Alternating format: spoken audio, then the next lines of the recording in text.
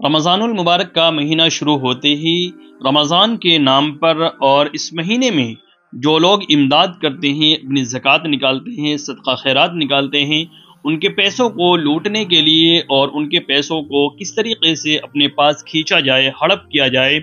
اس کے طرح طرح کے ہتھ کنڈے اپنائے جاتے ہیں۔ آپ حضرات نے بہت ساری ویڈیوز دیکھی ہوگی جس میں بہت سارے بالکل صحیح سالم انسان جن کے ہاتھ پیر میں کوئی تکلیف نہیں ہوتی ہے، کوئی پریشانی نہیں ہوتی ہے، وہ بھی لنگڑے کا، لولے کا، اندھے کا اس طریقے کا حلیہ بنا لیتے ہیں اور اس طریقے سے بہانہ کر کے اور اس کے بعد رمضان میں مانگنے کے لیے چل جاتے ہیں۔ ادھر کچھ سالوں سے ایک نیا ٹرینڈ چل پڑا ہے کہ مسلم تو مسلم، غیر مسلم بھی، ہندو لوگ بھی اور ادر ریلیجن کے لوگ بھی اس کے اندر فائدہ اٹھانے کے لیے اپنا حلیہ مسلمانوں والا بنا لیتے ہیں۔ مسلمانوں کی طرح وہ کرتا پاجامہ، ٹوپی پہن لیتے ہیں، سب کچھ بالکل حلیہ اسی طریقے سے بنا لیتے ہیں،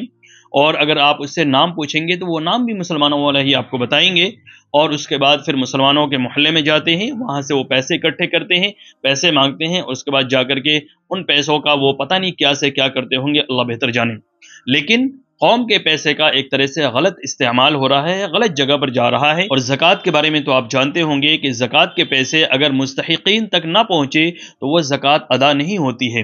جب بھی آپ کے پاس کوئی بھی اگر مانگنے کے لیے آئے، چاہے وہ مدرسے کے نام پر ہو، مسجد کے نام پر ہو، یا کوئی اپنی بیماری کو دکھا کر کے، اپنے اپاہج پن کو دکھا کر کے اگر آپ کے پاس مانگنے کے لیے آ رہا ہے، کسی بھی طریقے سے وہ سوال کر رہا ہے، تو پہلے آپ اس کو جانچیں، پرکھیں کہ آخر وہ ہے کون، اس کے بعد وہ اس کا ضرورت مند بھی ہے یا نہیں ہے، مستحق ہے یا نہیں ہے، ان تمام چیزوں کو دیکھ کر کے اس کے بعد پھر پیسے دیں۔ میں آپ کے سامنے ایک چھوٹی سی ویڈیو پیش کر رہا ہوں، آپ اس ویڈیو کو دیکھیں کہ اس کے اندر کس طریقے سے ایک غیر مسلم لڑکا جو ہے وہ کسی مسجد کے اندر جا کر کے اور وہاں پر بالکل مسلمانوں والا حلیہ بنا رکھا ہے، اور وہاں پر جا کر کے وہ پیسے مانگ رہا ہے اور وہاں سے پیسے اکٹھا کر رہا ہے۔ لیکن وہاں کے امام صاحب جو تھے ان کو کچھ شک ہوا، تو انہوں نے پھر جب اس کی تحقیق کی تو پتہ چلا کہ وہ تو غیر مسلم ہے، اور اس کے سینے پر بھی کسی اور کا نام لکھا ہوا تھا، اور بہت ساری چیزیں اس کے پاس سے موبائل سے بھی ملی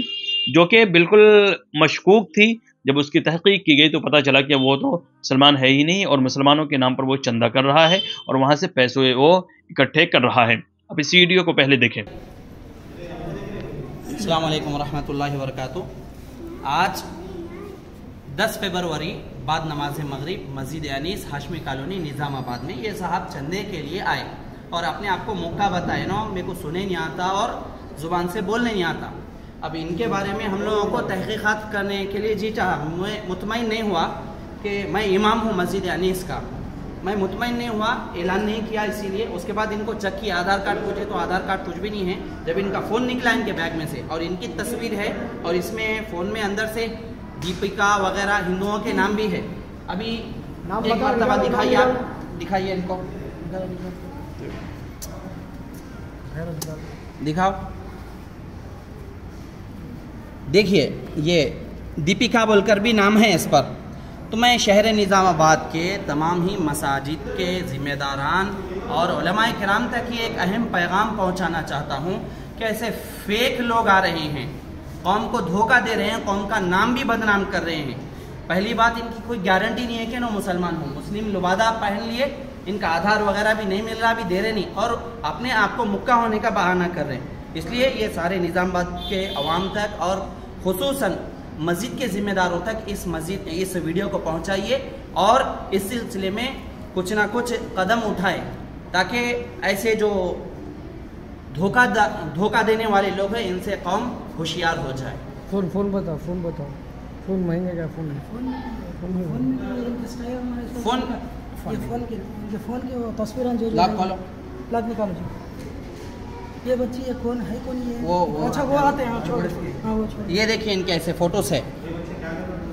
سیلفیاں لیے سو ایک بیٹا پڑھ لے گا نہیں، وہ پورے نکالے سو ہے، چلو